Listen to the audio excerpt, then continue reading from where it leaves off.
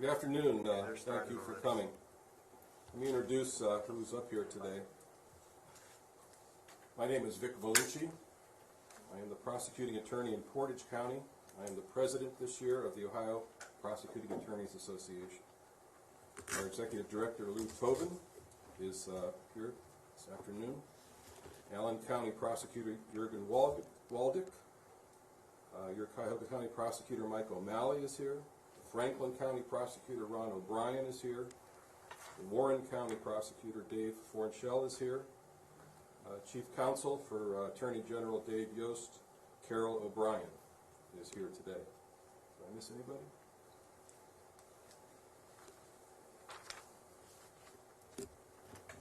The Ohio Prosecuting Attorneys Association is a bipartisan group of prosecutors in this state and is joined by all 88 prosecutors, all 88 elected prosecutors and their assistants.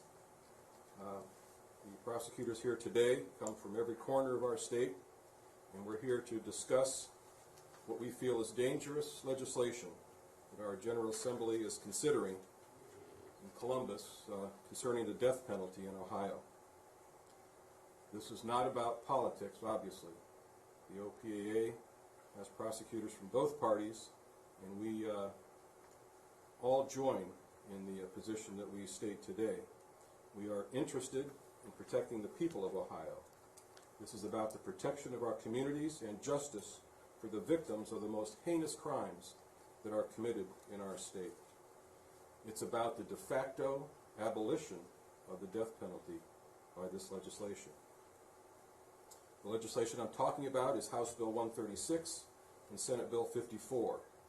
They are currently moving through the General Assembly under the guise of excluding certain individuals who have been diagnosed with a serious mental illness from the death penalty. These bills, in our opinion, are not necessary to address any actual problem we are experiencing with the death penalty. We are not executing the mentally ill. People who are mentally ill, who cannot appreciate the wrongfulness of their conduct, cannot be executed in Ohio. That's the current law. This legislation protects from the death penalty those who do appreciate the wrongfulness of their conduct. The bills are poorly written. They abdicate legislative responsibility to a group over which the General Assembly has no oversight, the American Psychiatric Association. The bills are fiscally irresponsible. They are dangerous for Ohioans. These bills are moving through the legislature despite concerns that have been raised by prosecutors across Ohio. The concerns that we have expressed have to date been ignored. And in the face of change that we have requested, they have maintained their positions. For instance, these bills allow everyone currently on death row to seek to be taken off death row, even though they were convicted by a jury and sentenced to death, many of them decades ago. This legislation allows someone whose mental illness was in remission, who understood that it was wrong to murder, and who decided to murder anyway to avoid the death penalty. The legislation allows the American Psychiatric Association, a group that does not favor the death penalty under any circumstances, and a group over whom the General Assembly has no oversight, to set the parameters of who can be executed.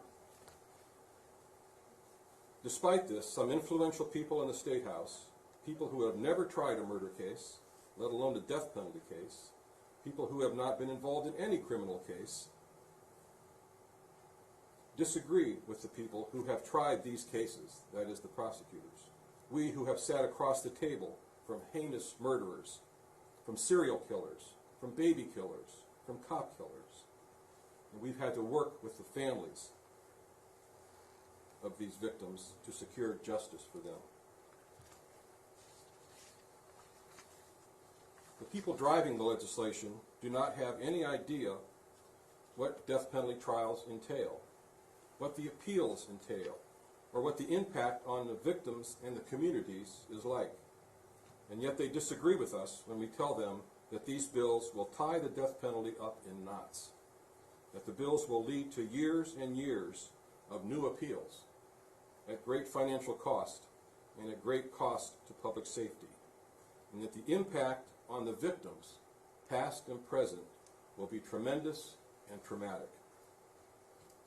The people who enforce the death penalty cases in Ohio, that is, Ohio prosecutors, agree that these bills functionally repeal the death penalty. Whether you are for or against the death penalty, the lack of transparency from our elected officials should be concerning. The unwillingness to act on the concerns of those of us elected to keep our communities safe should be of concern. The unwillingness to take advice from those of us with relevant experience in death penalty cases should be of concern.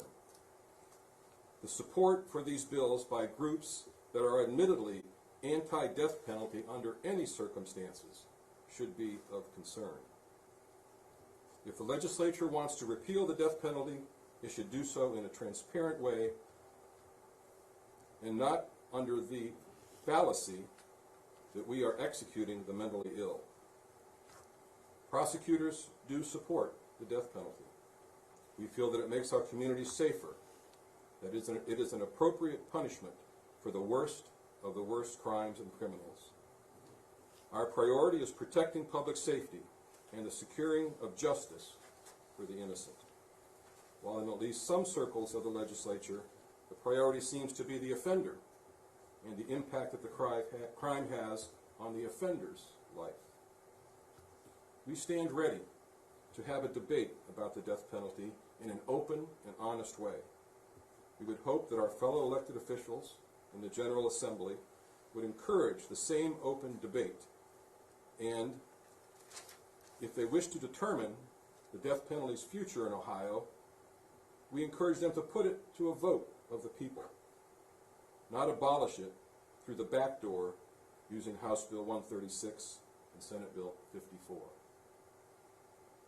At this time I want to introduce Carol O'Brien, the Chief Counsel from Attorney General Dave Yost. Carol? Thank you. Good afternoon. My name is Carol O'Brien. I'm Deputy Attorney General for Law Enforcement and Chief Counsel for Ohio Attorney General Dave Yost. I am here today on his behalf. He is in Washington, D.C. dealing with other matters, but would be here if he could have been. And I promise you that everyone will hear more from Dave on these bills when he comes back to Ohio. A.G. Yost is joining the prosecutors in their opposition to House Bill 136.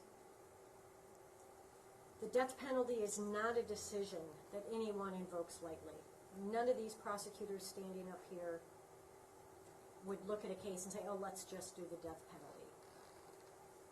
It's something that is rightfully decided by the judicial system and juries. The current standard for pleading not guilty by reason of insanity or incompetence sufficiently protects those who are not competent to stand trial, while allowing prosecutors and juries to hold those who committed heinous acts accountable. Family members of victims deserve justice. They deserve clarity, and they deserve the certainty rather than an ever-changing standard and exhausting litigation.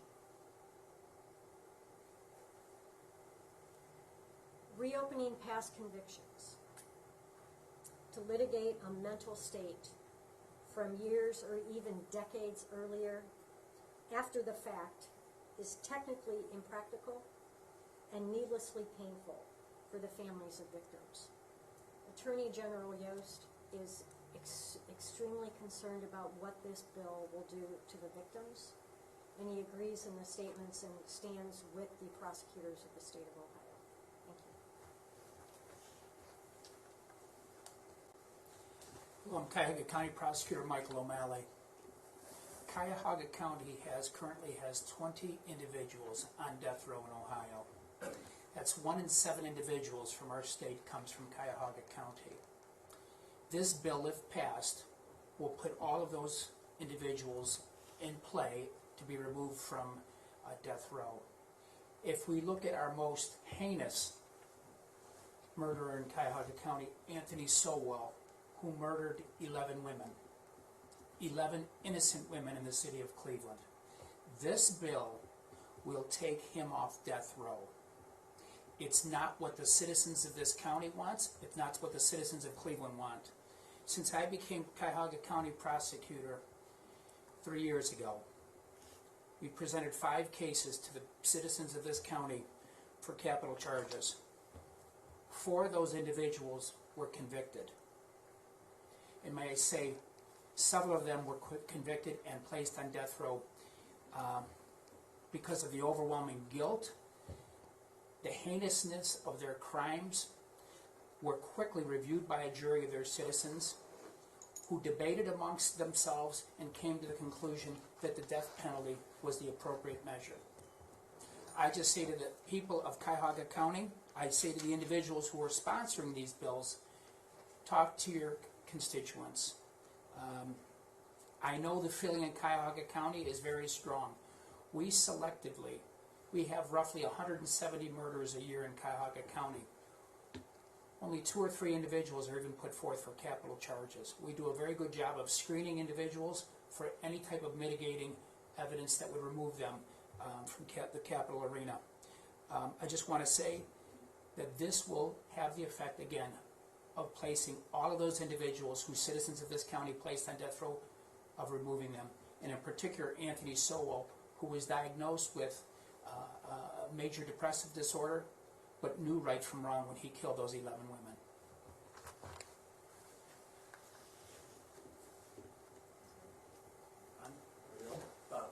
Well, I will join and suggested this news conference to communicate to the public exactly what's going on in Columbus in connection with this bill. Because if it does pass, it's been my view, and I testified in connection with it, that it's a functional repeal of the Ohio death penalty. And if that's the case, put it up or down vote in the General Assembly, in the House and in the Senate, and let our representatives decide that. Let's not functionally repeal it through passing legislation that pretty much puts everybody on death row back in play, hit a reset button where they can go back, start over again, and claim that at the time of the offense they suffered from the mental kind of defects that would permit going forward under this bill and exonerating them from the capital sentence that they deserved in a jury and judge, and many judges on appeal have upheld over the years. And for that reason, I am against the bill, and am in favor of what we're trying to do here today, and make sure the public understands that this bill, under the guise of preventing execution of serious mentally ill individuals, is really an effort to repeal the death penalty here in Ohio. Thank you. Anyone else want to speak? Any questions, ladies and gentlemen? Oh, there is? I'm sorry. Oh, I'm sorry. That's fine. That's fine. No. I'm David Forenshaw. I'm a Warren County prosecutor. Warren County, for those of you in this part of the state, is between Montgomery County and Hamilton County, so we're a suburban county in southwest Ohio. Over the past 4 or 5 years, I've personally tried 2 capital cases. I have 2 capital cases currently pending, and also have 1 inmate who is scheduled for execution in December. But the thing that I would like to discuss today actually relates to a defendant who was not able to get the death penalty, defendant by the name of Casey Pidge. For those of you who may have heard of Casey Pidge, or those of you who have not, Casey Pidge was convicted of a murder offense in Ross County and was incarcerated in one of our prisons in Warren County, where he proceeded to kill an inmate that he was been incarcerated with for just a matter of days. On his way out of his cell after having killed this inmate, he commented to the prison investigator, "How many people do I have to kill to be considered to be a serial killer?" Obviously, the investigator didn't respond to that comment, but Mr. Pidge, based upon some intellectual disability or supposed intellectual disability, fell below the threshold of where he was eligible to receive the death penalty. He was subsequently pled out as a result to life without parole, and on a bus trip an ODRC bus trip from our county to the Southern Ohio Correctional Facility. He proceeds to kill another inmate on that bus. Thereafter, while at the Southern Ohio Correctional Facility, he shanked a corrections officer dozens of times, requiring the corrections officer to be airlifted and suffer some serious injuries that corrections officer still deals with the consequences of to this day. And so my concern with respect to legislation like this is the same concern I have with respect to the legislation making and the court rulings making Mr. Pidge ineligible for the death penalty. That being, when we take out of the analysis whether this person understands the wrongfulness of their conduct or not, and we put in some type of bright line artificial, do they have this diagnosis or that diagnosis or this level IQ, we take out of the jury and the judge and the Ohio Supreme Court's hands, frankly, the real common sense analysis of did this person understand what they were doing. And I would argue that an individual such as Casey Pidge, who clearly was able to execute 2 other inmates while incarcerated, and even after that had the wherewithal to acquire and or make a shank and shank a corrections officer, again, while incarcerated, demonstrates that we need to go back to this analysis and keep this analysis that is currently in place of NGRI. And does this person suffer from a physical or mental impairment that causes them to not be able to appreciate the wrongfulness of their conduct? And my concern with legislation like this is that we are going to create inside our prison system with these individuals that Prosecutor O'Malley has referred to earlier, an entire new category of Casey Pidges who essentially have a free card to do whatever they want while they're in prison and face 0 consequences as a result. So that is one of the reasons why I would join my fellow prosecutors in the Attorney General's office in opposing this dangerous legislation that is being floated and subsequently going to be voted on by our legislature. Thank you. Question for, go ahead, sir. Jurgen? Good afternoon. My name is Jurgen Waldick. I'm Allen County prosecutor. Allen County, if you don't know, is at the crossroads of I-75 and US 30 on the other side of the state. I've been a prosecutor for 30-some years, and in that time I've prosecuted 6 death penalty cases. We're a smaller county, about 110 population. We average about 6 murders a year. For our per capita, that's pretty high. That rivals and exceeds some of the bigger cities. Let me bring it home with this, and that's the victims. Just this past week, I have an inmate that's scheduled to be executed within the next 6 weeks, Cleveland Jackson. And just this week, in planning for a clemency hearing that's coming up here in 10 days, 11 days, I met with the victims, the mother and grandmother of one of the deceased victims, and I had a conference with the father of the deceased 3-year-old child. Cleveland Jackson and his half-brother planned a robbery, and when they got to the place, the residence where this was supposed to take place, there happened to be a family meeting. Not deterred, they lined up all the family members in a kitchen that was approximately a quarter the size of this room. They lined the people up against the wall. They started at either end and shot the people until they ran out of ammunition. The last person to be shot was Jayla Grant. She was 3 years old. She was in the arms of her father, James.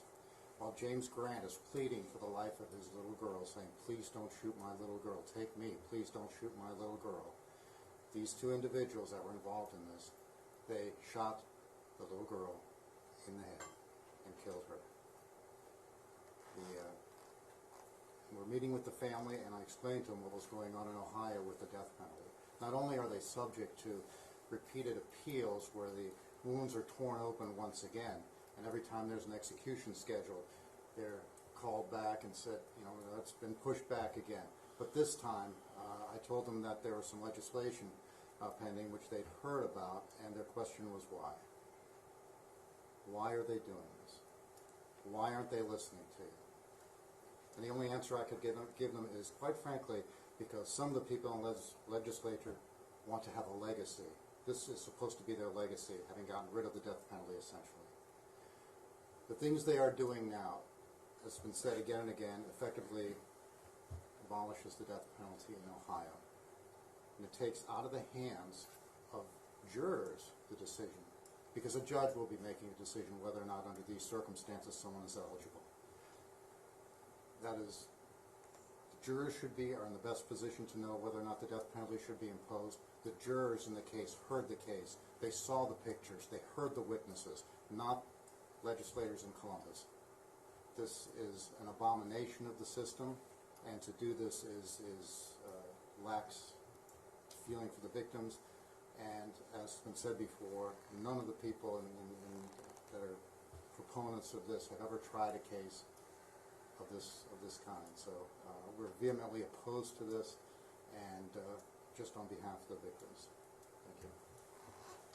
Maybe for Prosecutor O'Brien, since you're in Columbus, and I apologize, this is a broad stroke, but there are a lot of legislators in power that are friendly to the prosecutors, and the ideology behind many of the Republican leaders that have been supportive of this, maybe with the exception of a former AG who's changed his mind on the death penalty.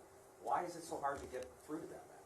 Why are they not listening? You make a case here, why are they not paying attention? Well, I think a few comments I'd make is this bill was introduced last session, and they did listen to us, and the bill was heading towards the floor of the House in the lame duck session, and it was, I think, efforts by these and other prosecutors that convinced the General Assembly to not go forward with it. The bill was reintroduced both in the House and the Senate, as you know, and I think that there's probably a couple factors that enter into it. I think that you have some strong personalities behind in support of the bill, and I think that helps others who may, agree with us but don't want to get in the fist fight opposing it, that perhaps can slow it down. And I think, as the Speaker expressed recently, I think there's a frustration not only by him and other members of the General Assembly, but by us, that was somewhat alluded to before, with 20 years of post-conviction litigation before you can carry out the sentence. What are you accomplishing? Secondly, the high cost. You have the federal public defender in Columbus that shouldn't have a dog in this fight, that handles these kind of cases. You high public defender, both those offices literally full-time on some of these issues. And I think it, from some of the policymakers' standpoint, kind of weighing things out and said, well, in this war of attrition, maybe we have lost, and so they're willing to let this kind of legislation go forward. And if that's the case, as I mentioned before, fine, put it straight up or down vote, whether it's based on cost, whether it's based on unavailability of drugs, whether it's based on other factors. The fair way to do it is just to say, okay, let's see in the General Assembly, let's have an up or down vote, rather than trying to proceed on a bill like this that functionally accomplishes the same thing.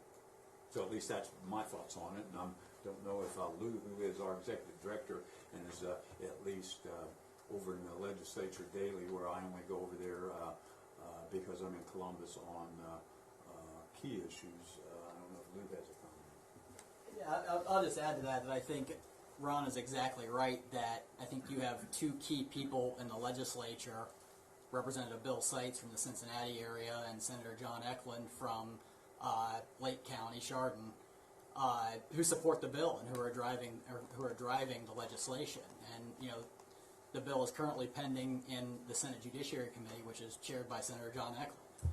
So I think that it's tough to overcome when the two people, the majority floor leader in the House and the chairman of the Senate Judiciary Committee, support the bill, and people look to them for their opinion about criminal justice legislation. I have a question about clarification. Look on page, I'm just looking at this bill, page 7 and 8. Looks like there's two prongs. Defines a person with serious mental illness as someone who has schizophrenia, schizoaffective disorder, bipolar disorder, major depressive disorder, delusional disorder, and also at the time of the alleged aggravated murder with which the person is charged, the condition or conditions described, blah, blah, blah. didn't rise to the level of not guilty by reason of insanity, but nevertheless significantly impaired the person's capacity to exercise rational judgment in relation to the person's conduct with respect to either the following: conforming the person's conduct to the requirements of law, appreciating the nature, consequences, or wrongfulness of the person's conduct, and then it goes on to further elaborate. So I think I'm a little confused because I thought earlier you said that it was not the wrongfulness that wasn't in there. So can you clarify with that? I can. If I'm confused. We operate under the Fry test, which is either you're fully competent and understand what you did or you're not. There's no diminished capacity. Some states have this diminished capacity, these diminished capacity laws where depending on, it's not an either or, it's kind of a sliding scale. In this particular case, though, the difference is this, that the things that you read off, they're nowhere defined in the ORC, the conditions.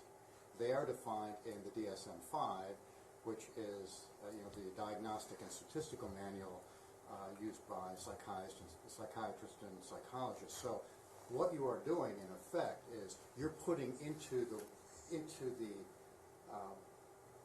hands of the Psychiatric Association, those people that produce the DSM-5, to define what makes people ineligible for the death penalty.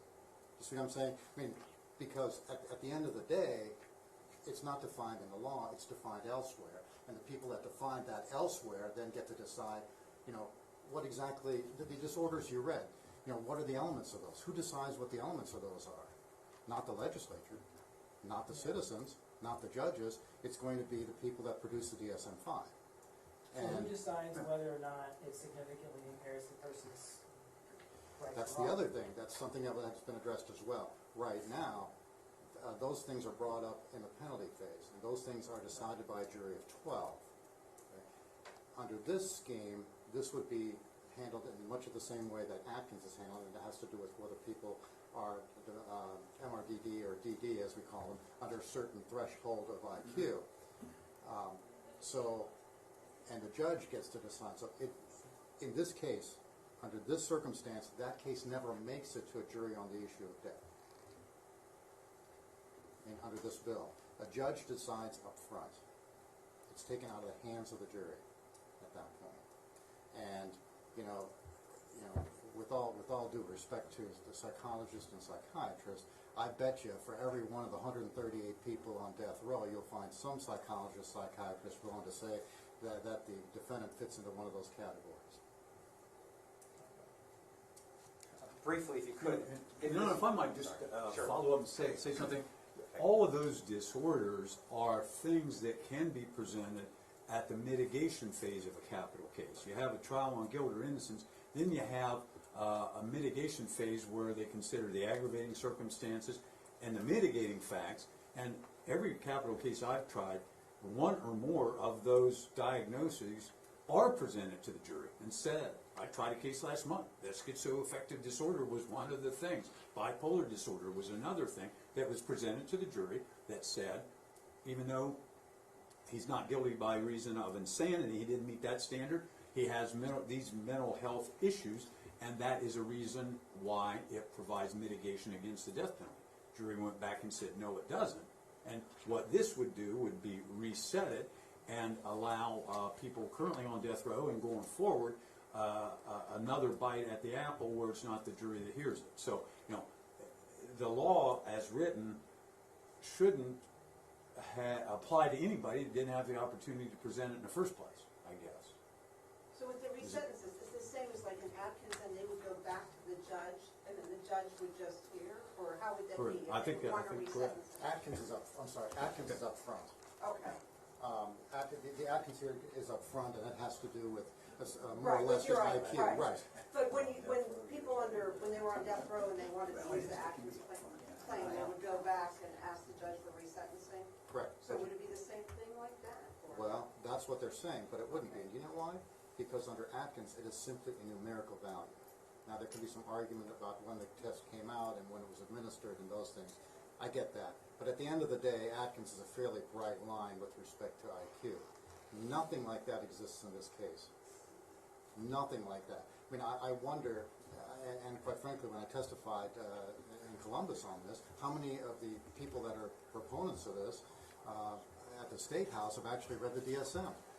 And have you actually read to see what the elements are, what constitutes these kinds of illnesses? And the answer was, no. No. And the DSM cautions in its very body that it should not be used for forensic purposes. Right, in the preamble. Right, absolutely. No, Peggy, yes, got it, thank you. Well, thank you for coming. Anything else? Other Yes? questions? Thank you. Thank you. Thanks for coming.